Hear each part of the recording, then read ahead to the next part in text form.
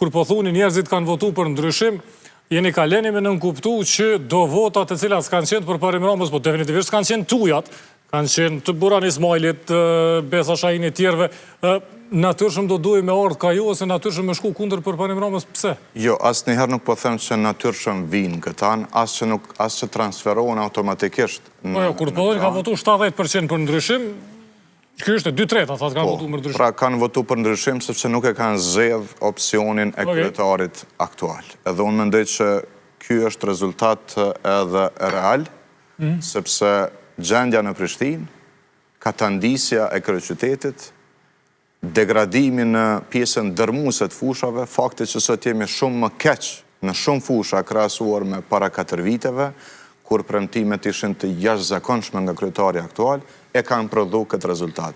Dhe qytetari që është i vetëdijshëm që ky kryetar nuk bën, pastaj e ka kërku alternativën në opsionet e tjera të cilat kanë qenë në dispozicion në raundin e parë.